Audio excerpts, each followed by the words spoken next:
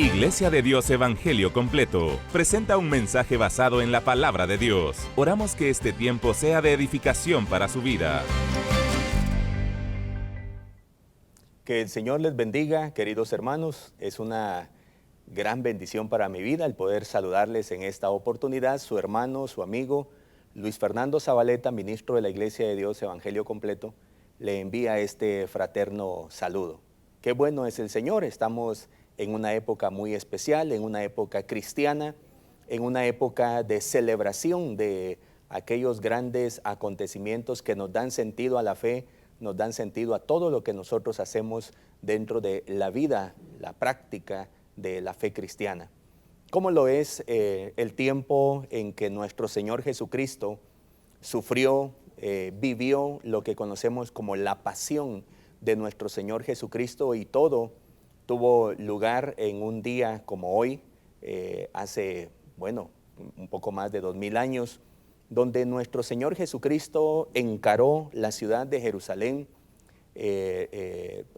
levantó el rostro, y a pesar de que era un momento muy difícil para él enfrentarse a esa agonía, a esa muerte vicaria, sustituta por todos los seres humanos, por el pecado de la humanidad, aunque fue un momento muy difícil, un día como hoy, domingo, que celebramos aquella entrada triunfal de nuestro Señor Jesucristo rumbo hacia la cruz, lo cual representaría nuestra esperanza, nuestra salvación, nuestra victoria. Y por supuesto, que también nos preparamos para en nuestro corazón traer a la memoria la resurrección de nuestro Señor Jesucristo, que es el evento que afirma nuestra fe. Sin resurrección, vana sería nuestra fe, nos explica San Pablo, nos afirma San Pablo, y ciertamente todo lo que Jesús dijo no tendría sentido, todo lo que Jesús hizo no tendría sentido a menos que estuviera la garantía de la resurrección, lo cual afirma que Jesucristo es Dios, y todo lo que Él dijo, todo lo que Él prometió, ciertamente así es. Qué bueno es el Señor. Y además, en esta semana preciosa que tenemos, semana espiritual, semana de regocijo, es una época donde su servidor y toda la familia de la Iglesia de Dios nos llenamos de alegría, nos llenamos de felicidad, ya que el 13 de abril, justamente este miércoles próximo, estaremos celebrando nuestro 90 aniversario. El aniversario de la iglesia, que es un tiempo muy especial. Permítanme aquí con humildad compartirle, somos una iglesia cristiana, pentecostal, la Iglesia de Dios, y tenemos ya 90 años de ministerio en nuestro país, nuestro bello país, Guatemala.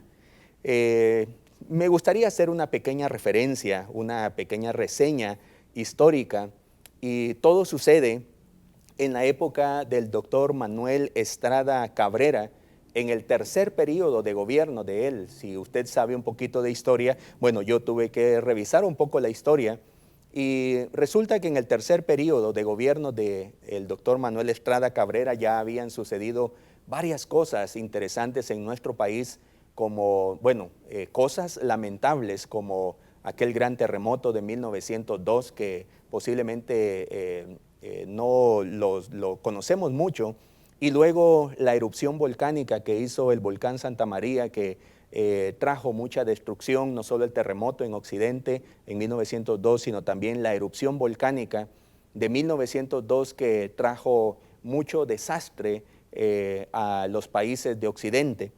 En esa época, 1914 aproximadamente, unos años después, pero estábamos viviendo esa época, Guatemala vivía en condiciones sociales, culturales y económicas muy atrasadas, muy diferente a lo que nosotros conocemos hoy. Hoy, donde la educación está a la orden del día, todavía hay mucho por trabajar en el tema de la educación cultural, la educación académica, pero en esa época era sumamente atrasado todas las esferas de la sociedad. Dígase la educación, la economía y muchas otras condiciones sociales que sufrían de un lamentable atraso. Diga, las condiciones eran muy difíciles en esa época. Asimismo, en la vida religiosa del pueblo se experimentaba un tremendo oscurantismo que se disfrazaba de un catolicismo pagano en la época de don Estrada Cabrera. Ya en unas décadas atrás, en época de Justo Rufino Barrios, pues hubo el ingreso de la iglesia evangélica a nuestro país, pero aún así la iglesia no había prosperado muchísimo. Sabemos de que todo comienza pequeño, como lo explicamos en la parábola de la semilla de mostaza, justamente la semana pasada, donde estuvimos conversando acerca de cómo esa semilla de gloria es una semilla pequeña, pero que pronto tiene el potencial para crecer y desarrollarse en algo muy grande. Era una época difícil donde había un poco porcentaje, muy mínimo, de cristianos evangélicos y por lo general, lamentablemente, la fe católica no estaba en su mejor momento, sino que estaba disfrazada con una serie de prácticas paganas que se habían infiltrado dentro de la fe católica. Y todo eso daba una experiencia oscura en el ámbito religioso. Pero fue en esa época, en esos años, haciendo un poco de reseña, le digo, respecto a la iglesia de Dios, a la cual su servidor tiene el privilegio de poder servir. Fue en esa época cuando jóvenes, personajes de otro contexto, principalmente de Estados Unidos, habían dos jóvenes, uno de ellos se llamaba Carlos Truman Furman y el segundo joven se llamaba Thomas Pulling. Eran dos estudiantes de un instituto bíblico en Nueva York. El instituto se llamaba Instituto Bíblico de la Alianza Misionera en Nyack, New York. Ellos decidieron, por llamado del Señor, obedecer ese llamado, saliendo en su primer viaje misionero hacia Guatemala. Todo esto es una historia que nuestro querido pastor Marco Son nos registra en uno de sus libros y por supuesto también es parte de la historia oficial de la Iglesia de Dios de Guatemala, registrada en su libro de historia, por supuesto. Estos dos jóvenes decidieron obedecer ese llamado y hicieron su primer viaje el 31 de octubre de 1916. En 1916 se embarcaron en un barco, mire, muy simbólico, muy significativo. El barco se llamaba Esperanza.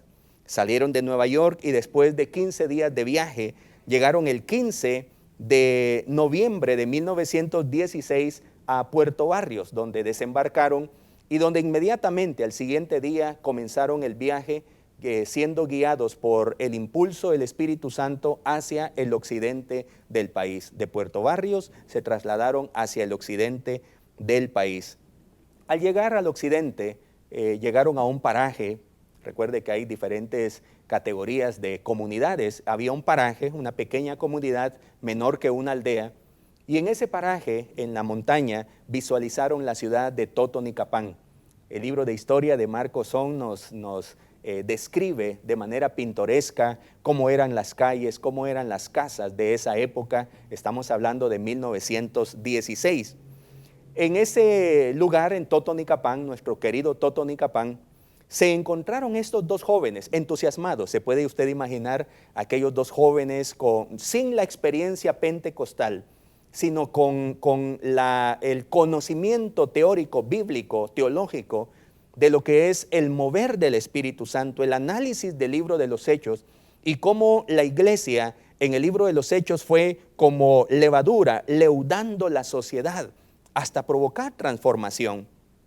Estos dos jóvenes se encontraron con un veterano, un pastor de años de experiencia, el reverendo C. Albert Gines, quien él había llegado al país, a Guatemala, en 1910, para trabajar en la misión de la Iglesia Metodista Primitiva, y estos jóvenes misioneros necesitaban unirse a alguien para iniciar su trabajo. Recuerden que, bueno, no recuerden, sino les explico, eran dos jóvenes norteamericanos de habla inglesa y necesitaban aprender el español para poder comunicarse, pero también el idioma quiché, para poder predicar el evangelio en su idioma. ¿Cómo lo hace cualquier misionero que tiene que adaptarse a una cultura nueva. Después de muchos años, desde 1916, diga usted, 1918, una vez perfeccionaron su idioma, jóvenes que también contrajeron matrimonio. Muy interesante la historia, a sus hijos les pusieron nombres latinos, por así decirlo, y nos encanta la historia, me adelanto un poco, en que sus tumbas también están entre nosotros. Se quedaron a vivir, se quedaron hasta su muerte y quisieron que sus cuerpos permanecieran en la tierra donde el Señor les permitió su ministerio. Fíjese, después de muchos años de predicación, en 1931, Furman, el pastor Furman, Carlos Furman, cerró su periodo de énfasis en la doctrina pentecostal, lo dice Marco Son, y a partir de ese tiempo se dedicarían a esperar el resultado de largos 14 años de predicación. Qué bonito, me encanta esa historia porque quiero decirle que soy no de profesión, no de formación magisterial, pero el Señor me llamó para el ministerio docente dentro de la iglesia. Y me ha encantado hacer los análisis históricos, hacer las reflexiones de la teología y cómo la historia tiene mucha relación con lo que vivimos en la práctica, en la experiencia. Furman cerró un periodo de ese énfasis pentecostal de 14 años de predicación. Las cosas no surgen de la noche a la mañana, pero sí son semillas que se van sembrando en tierra fértil y de pronto, en un instante, el Señor permite el crecimiento de esas semillas. El crecimiento lo da Dios, dice la palabra del Señor. Dedicaron por todos esos años, 14 años, a predicar, y fue así como el labrador espera el precioso fruto de su trabajo, así se dedicó a la dulce espera de la promesa, nos dice Marco Son en un lenguaje muy poético en su libro de historia. Muy interesante, el pastor Marco Son, a quien quiero mucho. En las iglesias se promocionaron y realizaron semanas de oración. Después de esos 14 años de predicación con énfasis pentecostal, las iglesias dijeron, bueno, es tiempo de esperar la promesa. Y comenzaron a promover, a programar semanas de oración, tiempos en que la iglesia se iba a congregar para clamar al Señor. Ni siquiera sabían qué era el tema del pentecostalismo, el tema del Pentecostés, qué era lo que iban a experimentar. Solo habían estudiado la Biblia, se habían familiarizado con la experiencia de hechos de la iglesia primitiva y ellos dijeron, algo tiene que suceder. No sabemos qué va a suceder, pero algo tiene que suceder. Comenzaron a orar como la iglesia de Hechos, que se dedicó a orar, que se dedicó a estudiar la Biblia. Y bueno, en la época del libro de los Hechos, pues fueron 10 días. Aquí estamos hablando de 14 años de espera, de estudio, de preparación, de búsqueda de santidad, de afirmar los corazones para la venida del Espíritu Santo. Qué bueno es el Señor. Promocionaron estas semanas de oración pidiendo que se cumpliera aquello que habían estudiado por años y estaban convencidos que era una promesa para ellos. En la iglesia de Totonicapán, la hermana Inocenta Jacks, que su nombre aparece registrado en los libros de historia, nuestra hermana Inocenta Jacks, después de una semana de oración, propuso, ¿qué tal si hacemos una segunda semana de oración? Qué bueno es el Señor. Qué emocionante la historia, hermanos, de recordar la experiencia que tuvieron nuestros hermanos y que a partir de esa semilla de gloria nosotros hemos alcanzado lo que hoy tenemos para la gloria del Señor. Nuestra hermana Inocenta Jacks propuso entonces que se continuara con otra semana de oración. Así estaban en un tiempo de oración cuando llegó el 13 de abril, miércoles 13 de abril, justamente como lo será este 13 de abril, día miércoles, 8 de la noche. Mire usted, lo tenemos todo registrado, el acontecimiento, porque fue un acontecimiento histórico, publicitado, anunciado en los diarios como una noticia extraordinaria de ese evento espiritual.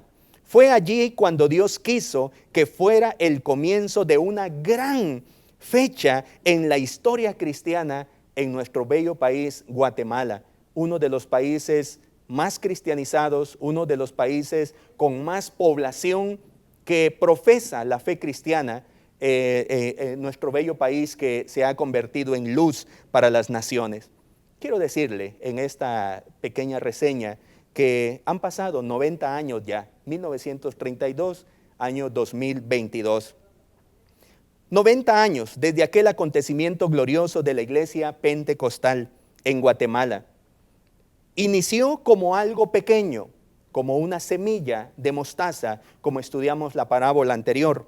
Una semilla pequeña, algo pequeño, que ha permeado la masa social guatemalteca. Esa pequeña semilla hoy se ha infiltrado para leudar positivamente la masa social de nuestro bello país, Guatemala. Aquellas pequeñas 14 congregaciones con que inició el movimiento pentecostal, la iglesia pentecostal en nuestro lindo país, Guatemala, fueron pequeñas 14 congregaciones de la iglesia metodista primitiva, 14 congregaciones que fueron expulsadas de sus espacios de culto, de sus iglesias locales, pasaron a formar parte del gran movimiento de la Iglesia de Dios a nivel internacional. Y hoy, para la gloria del Señor, pues somos un poco más o casi 4,000 iglesias, congregaciones, entre iglesias establecidas y campos que están en formación de iglesia, casi llegando a las 4,000 congregaciones de la Iglesia de Dios Evangelio Completo de Guatemala, para la gloria del Señor. Con muchos centros de predicación, mucha ayuda social para las comunidades, como establecimientos de escuelas, trazado y construcción de caminos en las comunidades más rurales, más pobres de nuestra sociedad guatemalteca, que es una gran mayoría todavía, y mucho más, lo cual ha permitido que las comunidades sean beneficiadas con una transformación integral, como lo sucede cada vez que hay presencia de una iglesia en una comunidad. Sucede transformación integral, que va no solo de lo espiritual, sino también con las formas de alimentación, con la nutrición de nuestros niños, con la salud de las mujeres, con el beneficio educativo que experimentamos, lo cual nos lleva al progreso de las comunidades. Usted puede en algún momento hacer algún viaje por el altiplano del país y usted notará el desarrollo que han tenido nuestros pueblos, nuestras comunidades, a partir de que han abrazado la fe, y hay mucha presencia de pueblo cristiano en nuestras comunidades. Pasamos a ser, de aquella época del doctor Estrada, de ser un 3% de cristianos evangélicos en nuestro país, hasta el día de hoy ser un poco más del 51% de población cristiana evangélica en Guatemala, y en su mayoría pentecostales, iglesias que han abrazado el movimiento, han sido renovados por la visitación carismática de nuestro precioso Santo Espíritu. Gloria al Señor. Como la levadura que se coloca dentro de la harina, de la masa, seguimos leudando la masa social guatemalteca y más allá de nuestras fronteras. Con todo mi amor, con mucho orgullo santo, si se vale la expresión, quiero desear un feliz 90 aniversario para la Iglesia de Dios de Guatemala, y como lo dice nuestro himno oficial de la Iglesia de Dios, adelante Iglesia de Dios. Gloria a Dios por la bendición que nos da. 90 años de historia. Gloria a Dios. Termino esta pequeña reseña. Espero no aburrirle, pero para nosotros en la Iglesia de Dios es emocionante recordar las cosas que hemos vivido y cómo otros han sembrado lo que nosotros ahora estamos cosechando. Gloria al Señor. En esta mañana, entrando ya en materia de esta reflexión, quiero continuar con la siguiente parábola, y esta será la parábola de la levadura. Y quise hablar la reseña porque justamente la parábola de la levadura explica cómo la iglesia tiene comienzos pequeños, pero que su presencia provoca transformación dentro de la masa social hablando de una masa de harina, la masa social también puede ser leudada por la presencia de la iglesia. Y le voy a pedir entonces que busquemos en la palabra del Señor el Evangelio de San Mateo, capítulo 13, aparece registrada en San Mateo y en San Lucas la parábola de la levadura. En San Lucas igualmente estará en el capítulo número 13, versículo 20 y 21, y en San Mateo en capítulo 13, versículo 33.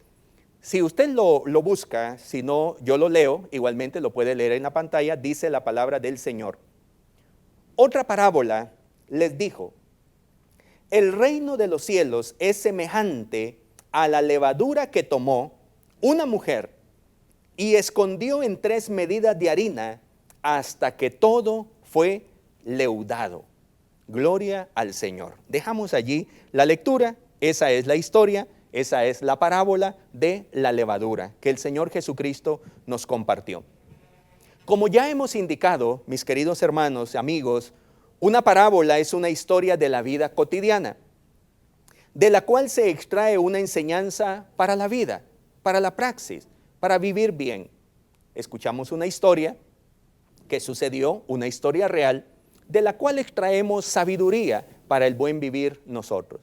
Y Jesucristo, al contar las parábolas, al contar esas historias, al utilizar el método parabólico para enseñar el mensaje del reino, lo que Él quería es que las personas partieran de lo conocido para llegar a lo desconocido, que era el mensaje del reino, el mensaje eterno del reino de Dios, que difícilmente se iba a comprender con ideas a lo mejor confusas que se pudieran dar en una línea abstracta.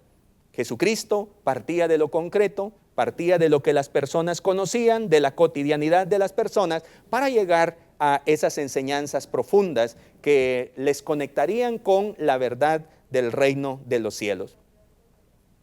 Jesús utilizaba las experiencias conocidas por las personas. Les habló del sembrador y las semillas, los terrenos.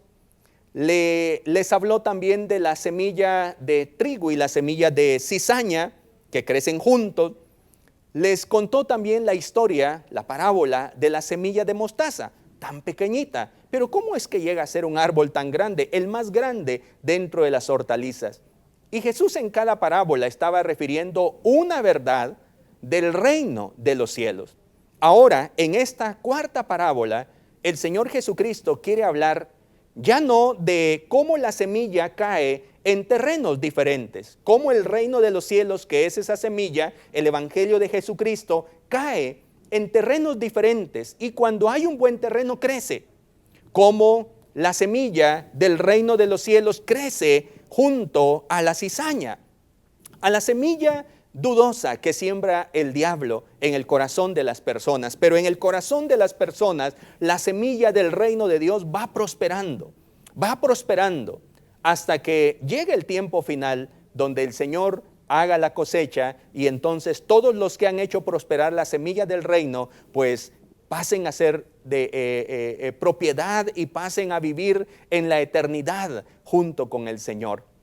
Y la semana pasada que hablábamos de la semilla de mostaza, lo pequeño que es la semilla y cómo tiene potencial para crecer. Qué bueno es el Señor. Hoy en esta parábola Jesús les presenta una historia cotidiana, una historia de la cotidianidad, una historia agradable para nuestro Señor Jesucristo, una historia de gran valor. La historia, como usted lo ve, se origina en lo más íntimo de un hogar, como lo es la cocina. Un lugar donde hay muchas experiencias agradables, donde las personas han tenido a lo mejor las experiencias más felices en la historia de su vida. Quizá les viene el aroma, por ejemplo, en nuestra costumbre, espero no ofenderle, para fin de año tenemos en algunos lugares la tradición de hacer nuestros tamales de fin de año y cómo el aroma al estar cociéndose esa exquisita comida llena toda la casa y nos trae recuerdos muy agradables donde estábamos en familia, donde sonreíamos, donde pasábamos un bonito momento dando gracias a Dios por la vida que Él nos concedía. En la mente de nuestro Señor Jesucristo posiblemente había quedado impregnada una historia. La historia más profunda, más íntima en su casa, cuando su madre, posiblemente, o alguna otra de las señoras de la casa, les tocaba la tarea de hacer el pan para comer, el pan sabroso, el pan delicioso, como los panes que se acostumbran en estas épocas, pan diferente, pan agradable, pan que envuelve en su aroma toda la habitación. Jesús se acordaba de esa historia, cuando su madre preparaba la harina, y usted sabe cómo a veces comen los hombres, ¿verdad? Principalmente los adolescentes, como decimos, son bien tragones en la casa, y si hay casas donde hacen tortillas, sabrán que ahí están los hombres comiendo muchas tortillas, típico, ¿verdad? Típico de nuestra gastronomía, nuestra forma de comer guatemalteca.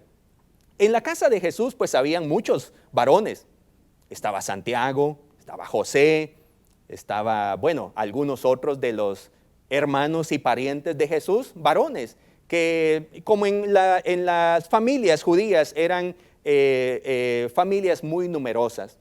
Jesús se acordó de esa experiencia, se acordó de la fabricación de esos panes que iban a provocar esa experiencia agradable. Disculpe usted, a veces cada uno de nosotros tenemos nuestras propias tradiciones. Y en mi caso, que soy de la costa sur del país, pues una de las cosas bonitas o agradables que uno puede comer es cuando en una panadería está saliendo el olor del pan recién horneado, que está horneándose, y luego uno ir a comprar el pan caliente, y por lo general le sirven a usted un refresco, alguna bebida de cola, y usted come el pan caliente con la bebida. Es una cosa así como un manjar que a veces dependiendo de las categorías o de los lugares donde uno viva, tiene como ese sabor rico de lo que uno ha comido. Jesús se recordaba de esa experiencia muy íntima en su casa, con su mamá, en familia. Como la mujer, que en el caso de Jesús, para Jesús las mujeres tenían un alto valor, y lo que las mujeres hacían pues era muy importante para él, y él tomaba mucha atención, aprendía mucho de la experiencia de la mujer. En ningún sentido Jesucristo menospreció el trabajo de la mujer. Al contrario, siempre la valoró, siempre la dignificó, como lo es la fe cristiana, como lo es todo lo que profesamos dentro de una sana doctrina, dentro de la fe cristiana que el Señor nos ha entregado. Jesús utilizó entonces la cotidianidad de la mujer para presentar enseñanzas profundas del reino de Dios. 3 medidas de harina. 3 medidas de harina.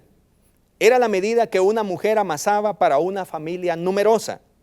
Jesús quizá recordó el sabor del pan hecho en casa de su mamá. Quizá lo extrañaba. Quizá decía, ojalá algún día regrese a visitar a mi mamaita y voy a comer de ese pan que ella preparaba. Recuerden, Jesús estaba en esos años de ministerio en una actividad, principalmente como nos lo presenta el otro evangelio, Marcos, en una actividad que casi no podían comer, dice la Escritura, casi no tenían tiempo para dormir, dice la Escritura, y a lo mejor por su mente pasaban aquellos momentos agradables en casa de su madre, preparando esos exquisitos panes. Quiso hacer una comparación de aquella experiencia con el reino de los cielos. Recordaba a Jesucristo cómo su madre tomaba un poquito de la masa del día anterior, la masa que había sido leudada, aquella masa que tenía levadura, y cómo su mamá agarraba un pellizquito, agarraba un poquito de esa masa leudada, y ese poquito lo colocaba en medio de las medidas de la masa nueva y la dejaba reposar para que leudara, para que la fermentara, por así decirlo, la leudara, mejor dicho. ¿Cómo sucedía eso? Y aquel pan sin sabor, aquel pan duro, se iba a transformar en algo suave, en algo agradable. Me encantan los panes a veces que le llaman pan dormido, pan con poca levadura o sin levadura, pero usted sabe que es muy diferente, a lo mejor más exquisito, el pan que ha sido leudado. Jesús se recordaba muy bien de esa experiencia. Sin más, en este mensaje quiero dejar una verdad grabada en su corazón. El reino de los cielos tiene un poder transformador. El reino de los cielos tiene un poder transformador. Eso es lo que nos va a enseñar la levadura, la historia de la levadura. Cómo su madre agarraba un pellizquito, la madre de Jesús, agarraba un pellizquito, lo colocaba dentro de una harina seca y a lo mejor iba a ser dura, pero al colocar ese poquito de levadura dentro de la harina nueva, fresca, esa harina que iba a ser dura comenzaría a tener transformación a tal punto que se convertiría en una masa suave, en una masa deliciosa, en una masa apetecible que con gusto, después de ser horneada, la disfrutarían todos los primos ahí en casa, la comerían. Jesús nos quiere decir que como esa pizquita, ese pellizquito de levadura puesto dentro de la masa, el reino de los cielos tiene un poder transformador, queridos hermanos. Bendito sea el nombre del Señor. Y hoy que estamos en estas épocas espirituales en las que reflexionamos en todo lo que significa la fe cristiana para el mundo occidental y hoy para el mundo completo, para todas las sociedades, para todas las culturas, vemos cómo ese pellizquito de levadura ahora está provocando transformación global. Veamos entonces brevemente tres grandes enseñanzas que nos deja esta linda parábola. La primera, el reino de los cielos provoca transformación. Primera enseñanza. El reino de los cielos, donde esté, provoca transformación. Dice, recordemos el texto, dice la historia, otra parábola les dijo, el reino de los cielos es semejante a la levadura que tomó una mujer y escondió en 3 medidas de harina. El reino de los cielos provoca transformación.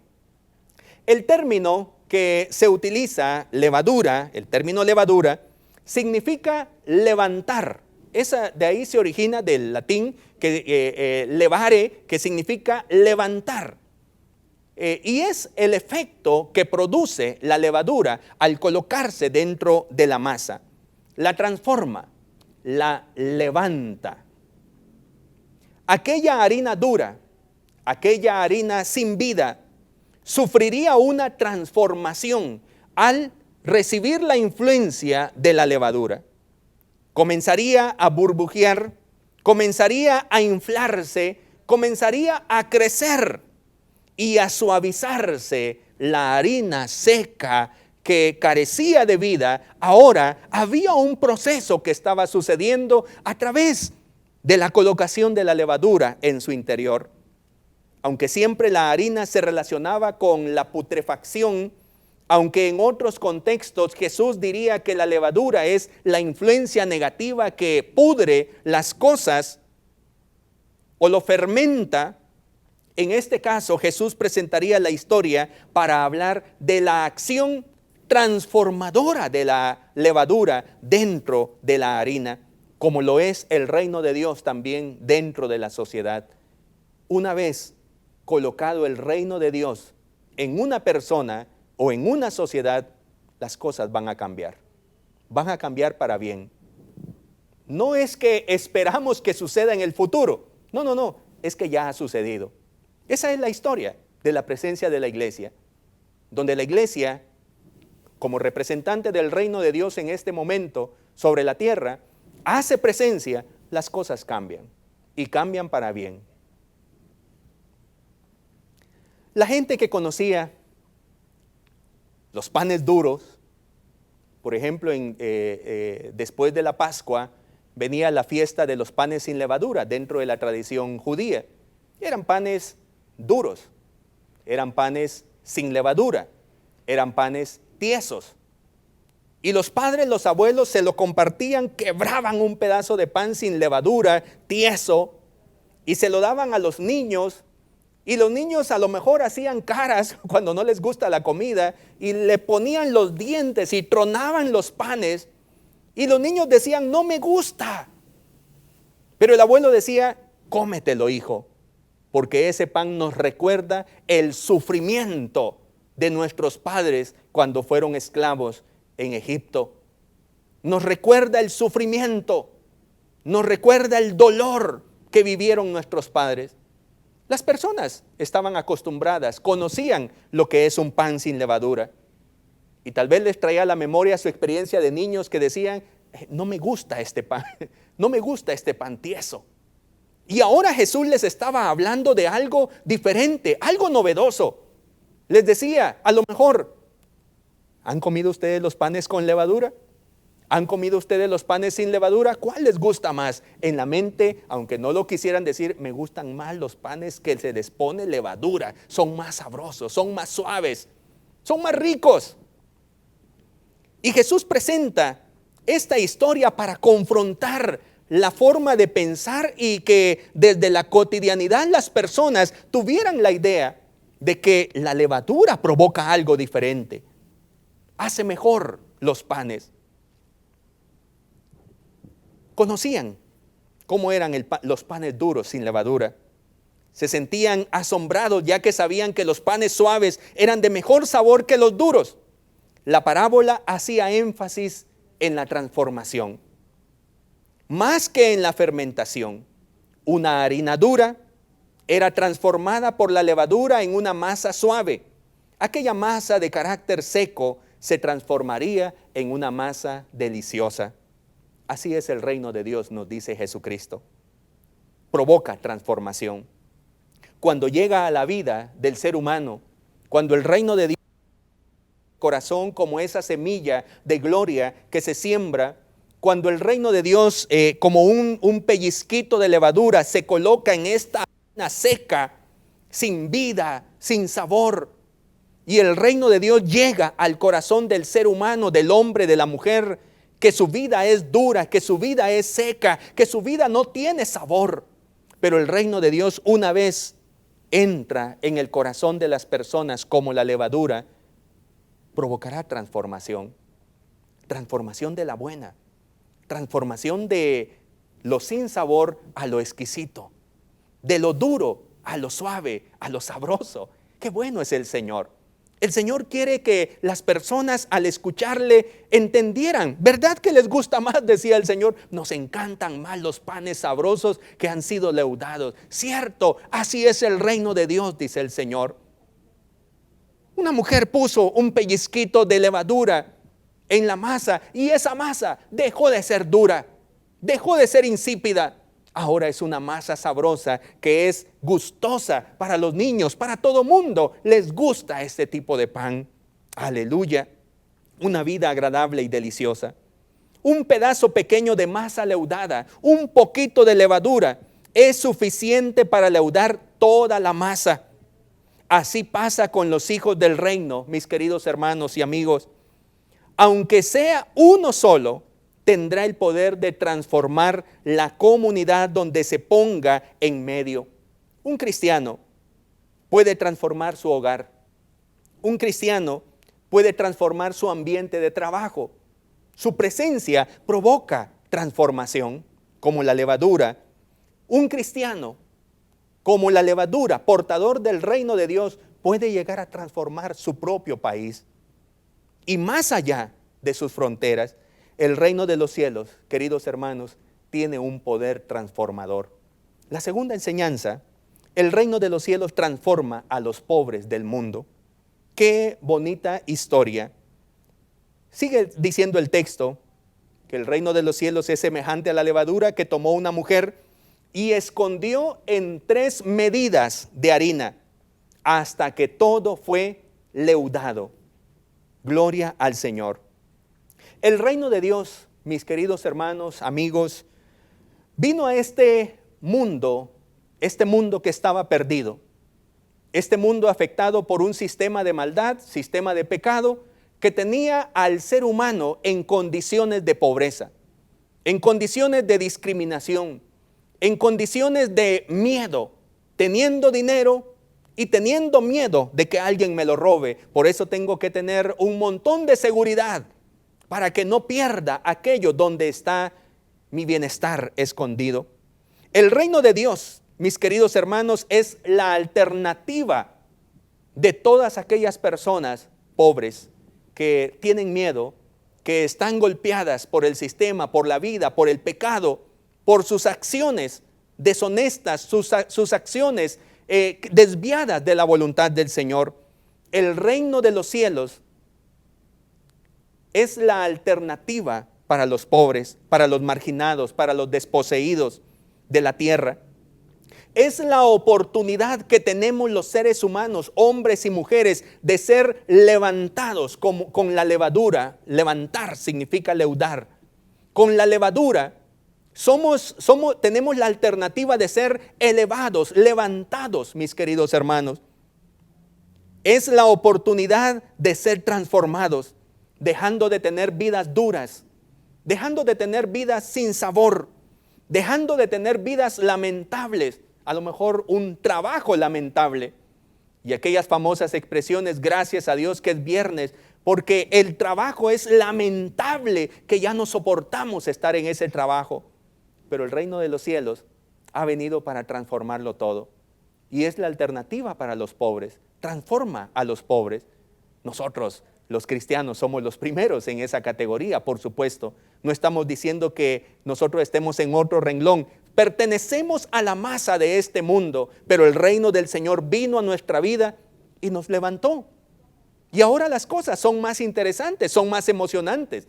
El trabajo está lleno de vida, el trabajo está lleno de sabor, la familia está llena de entusiasmo, la familia es agradable, tiene un sabor exquisito.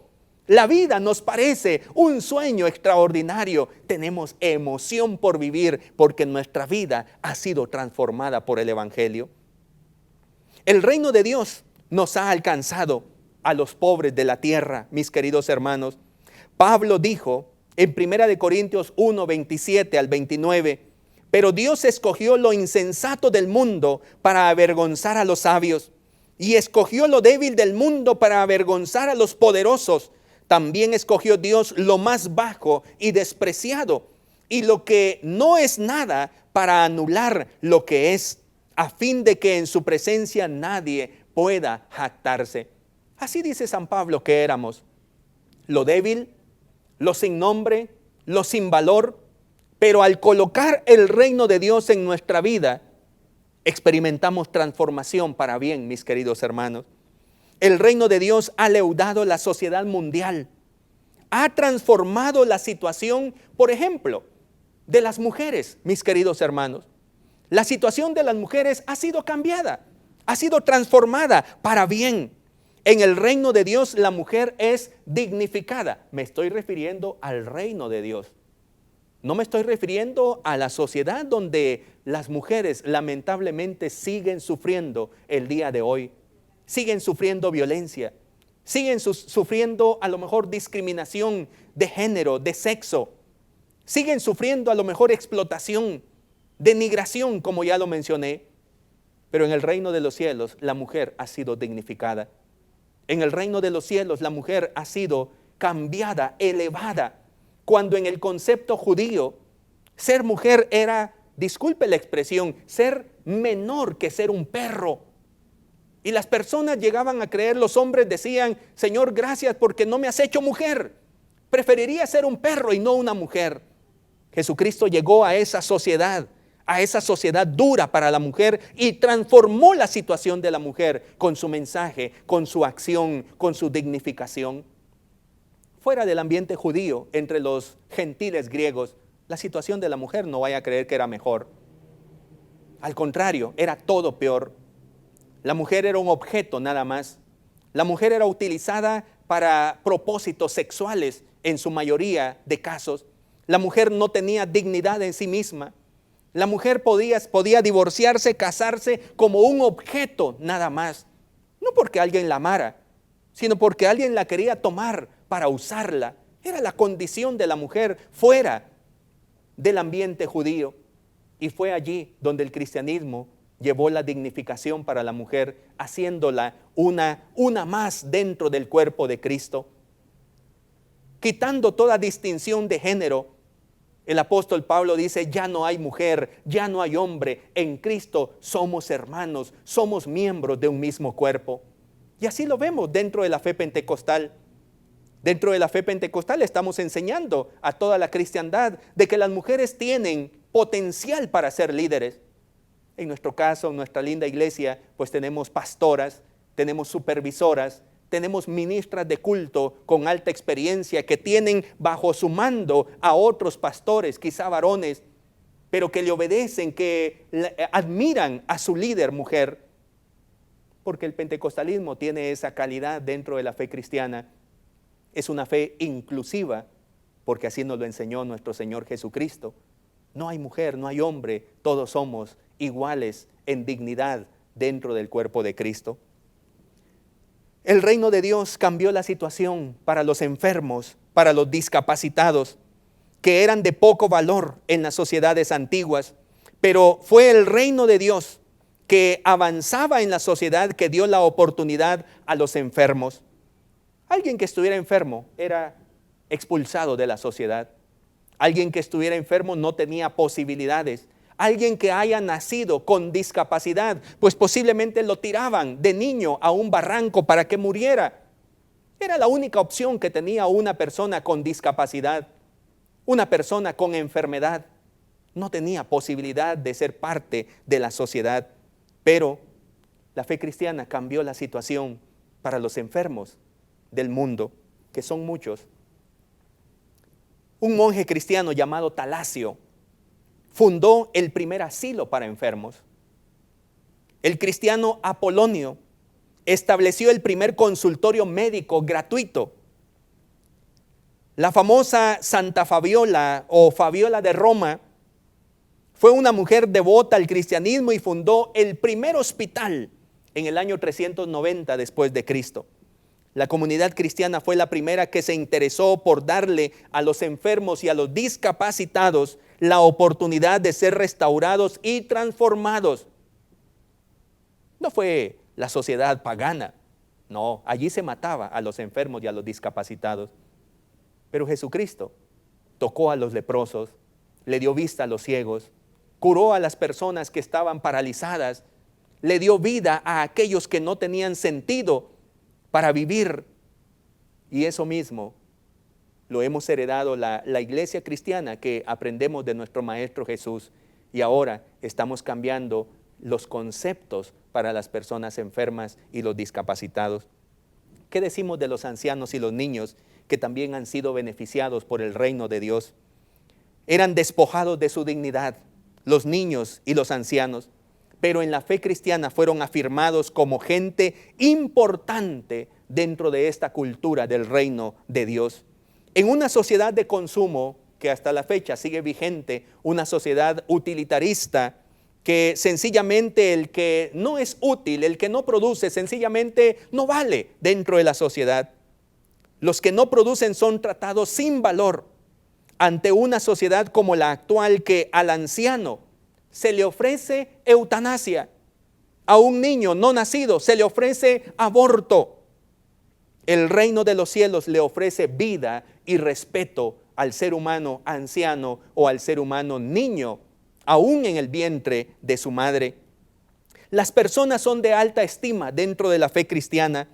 Desde su concepción hasta el fin de sus días, el mandamiento decía, Levítico 19:32, cuando estén ante un anciano o alguien mayor de edad, muestren respeto y pónganse de pie. También Jesús dijo, dejad a los niños venir a mí y no se lo impidáis, porque de los tales es el reino de los cielos. Mateo 19:14.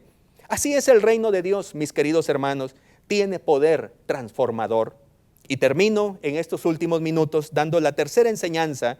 El reino de los cielos transforma silenciosa, pero violentamente. Aleluya, me encanta eso. A veces cree que los cristianos sencillamente tenemos que estar calladitos y váyase a su templito y no haga bulla. Usted sabe que no hacemos eso los cristianos. Usted sabe que los cristianos vamos a provocar transformación. Usted sabe que los cristianos no nos vamos a quedar callados, sino que vamos a presentar el mensaje poderoso del Evangelio, la palabra profética, la voluntad del Señor escrita, transmitida a nosotros en la palabra del Señor.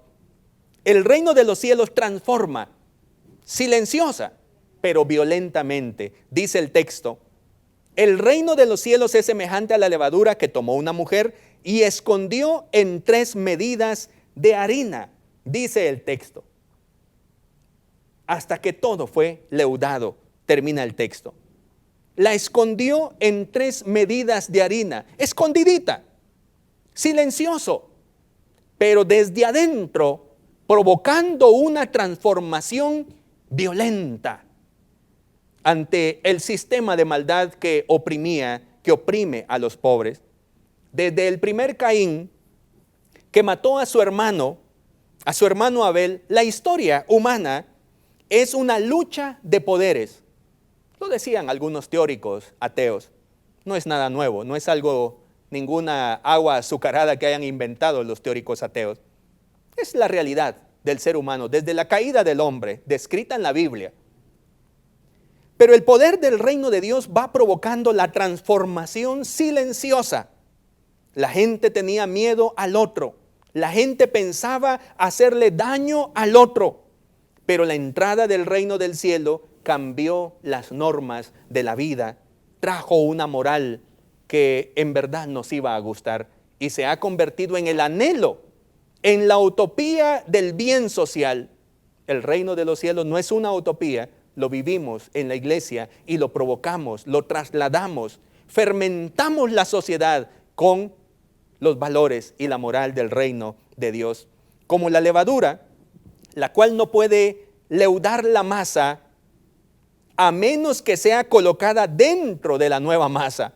Quiero decirle que los cristianos, la iglesia, el reino de Dios tiene que estar adentro de la sociedad.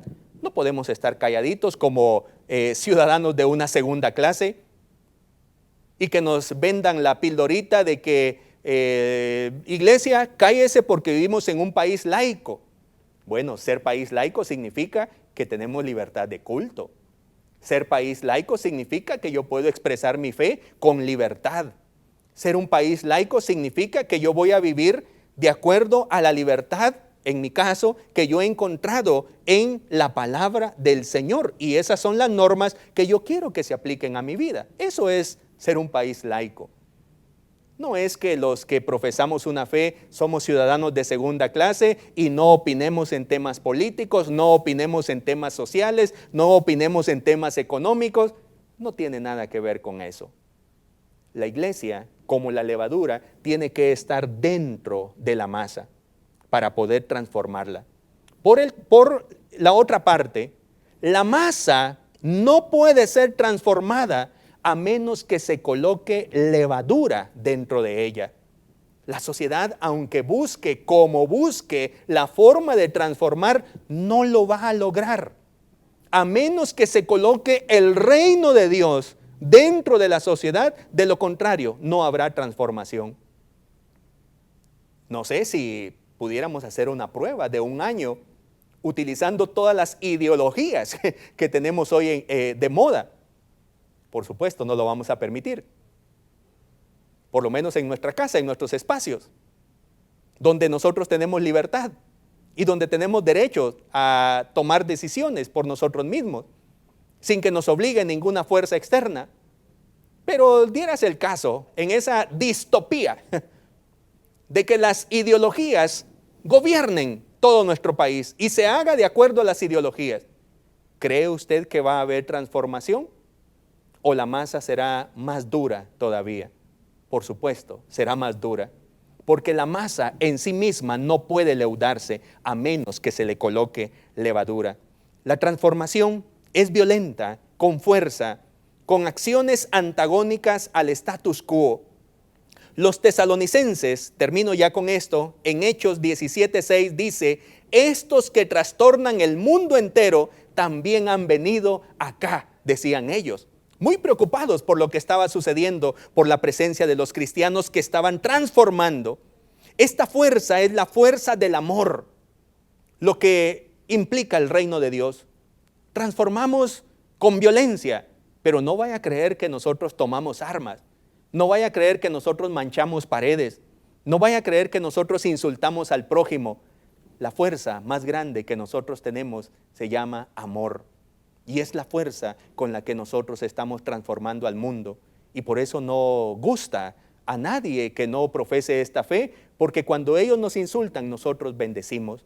Cuando ellos nos atacan, nosotros reaccionamos con acciones de bondad hacia las personas. Es la fuerza del amor con la que transformamos el mundo. El reino de Dios tiene poder transformador.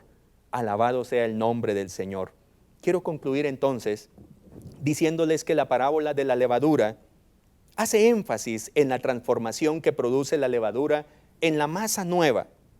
Aquella masa seca y dura se convierte en un sabroso pan, un pan suave, exquisito al paladar. Así cada cristiano que tiene el reino de Dios es introducido en una masa social para provocar transformación. Allí donde usted está, cristiano querido, usted está puesto como levadura para leudar y para transformar su familia, su trabajo, sus amistades, sus redes sociales, sus espacios donde usted esté. Tiene que ser transformado, porque allí está usted. Donde un cristiano esté, inevitablemente la sociedad cambiará. No lo estamos imaginando. Así ha sucedido. Así es la historia humana a partir de la presencia cristiana. Donde una iglesia ministre, las cosas cambiarán para bien. Desde adentro produce el cambio. La masa no puede hacerse suave y agradable por sí misma. Necesita el poder transformador de la levadura. Así el mundo necesita a la iglesia y su poder con que silenciosamente ha venido leudando la sociedad. Todos los cambios buenos que la sociedad ha experimentado se deben a una iglesia que hace presencia. El mundo es mejor gracias a la iglesia. Cuando el reino de Dios se manifieste de modo completo, entonces todo será perfecto. Por ahora, hemos ayudado a que existan hospitales, escuelas, dignificación para los pobres y marginados. Así seguiremos leudando, levantando nuestra sociedad hasta que Cristo venga. Bendito sea el nombre del Señor. Mi querido hermano, amigo, mi querida hermana, deseo con todo mi corazón que en este tiempo de reflexión espiritual, donde recordamos lo que Jesucristo hizo por nosotros en la cruz del Calvario, su muerte y su resurrección, nos recuerde a nosotros, seguidores, que portamos el reino de Dios en nuestra vida y que nuestra vida ha sido transformada desde aquella primera levadura que fue colocada en la masa social de este mundo. A nosotros nos toca ahora seguir siendo inspirados por el poder del resucitado para seguir provocando transformación en nuestros espacios de vida social. Que el Señor le bendiga, que tenga una linda semana y que usted disfrute junto con su familia la bendición del Señor. Nos vemos. Bendiciones. Esperamos que este espacio de enseñanza bíblica haya sido de bendición a su crecimiento espiritual. Este programa es una producción de Canal 27. Predicamos la verdad.